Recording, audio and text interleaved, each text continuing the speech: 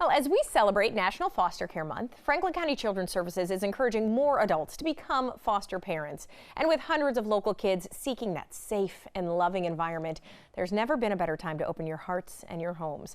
So from FCCS today, we have Deborrha Armstrong, along with foster parents Megan and Fred Garbe. It's a pleasure to have you all. Thank you. Thank you for having us. Deborrha, we want to talk about the need. I mentioned hundreds of kids kind of waiting. So what is the need for foster parents? Do you have enough, I guess? We don't have enough foster parents. Right now, we could easily use at least 300 additional foster parents in Franklin County. And we need families to provide that temporary care for children of all ages. Yeah, from right. Children of ages 0, babies, all the way up to age 18.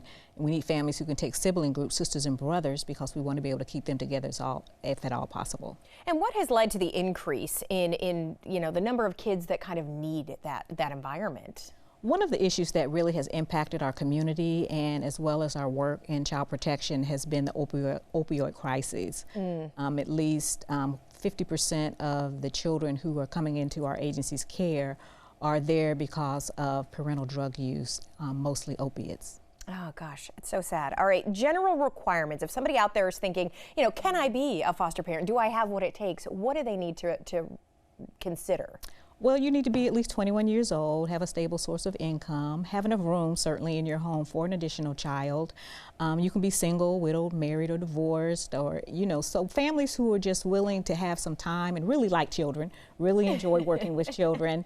And the agencies that we contract with for our foster care services, they provide the training that families need.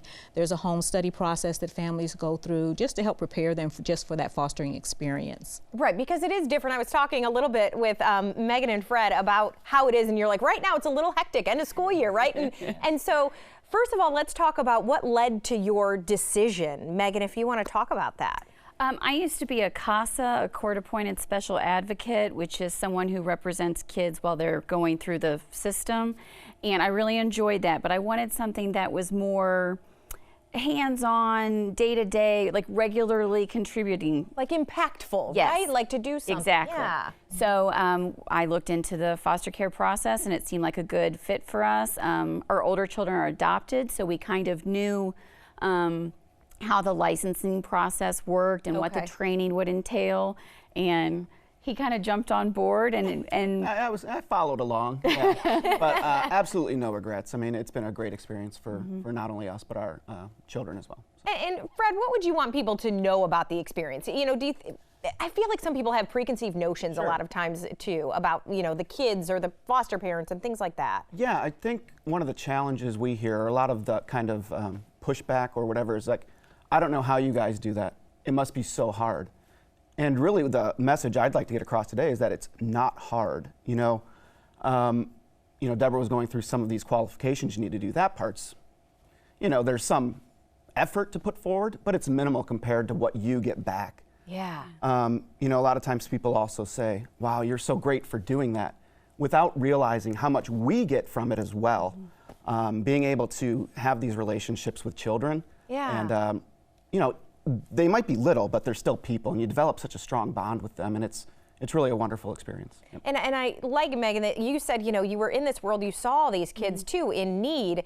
So how does that maybe change your perspective? I mean, when a kid comes into your home, are you just like, I need to give them the most love I possibly can? And that's exactly what we do. I mean, really, our whole role is, it's not to save them, it's not to, make some perfect situation for them, because we don't have control over what's going on in their families. Yeah. But our job is to love them and care for them and just let them be the best little people they can be. So that's what we do. And who doesn't have more love to give? I mean, every time someone says, I couldn't love anybody more than this child, then they have another one and another one, and you realize, right? Yeah, and it's not a one-way street, right? That love you give to those children, you're getting back. You're getting back. And so what kind of support do you guys get from FCCS? And if you need support, kind of, are they there to lend a hand to you? We have a caseworker that we work with that changes with each child that comes through. And then we have our licensing agency, which is NIAP, the National Youth Advocate Program, and they come out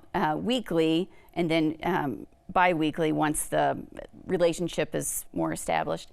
And anything we need. I mean, if we need if we're going through some kind of behavioral issue and we need to know which track to follow as far as seeking therapy, if there's some kind of miscommunication about visitation, if we want to know what's going on with the court process, they're always there to answer our questions, and they come out and keep an eye on the kids and make sure everything's good and we're doing what we're supposed to be doing, and everybody's thriving. So that's.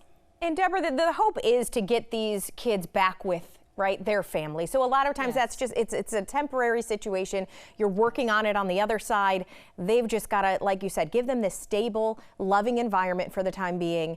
And so what would somebody do if they were out there watching and they say, I want to find out more, I want to do this? Just call us. Just call 614-275-2711 or go to our website, fostercare.fccs.us, and you'll find a list of all the different agencies that Franklin County Children's Services contracts with to provide foster care for children.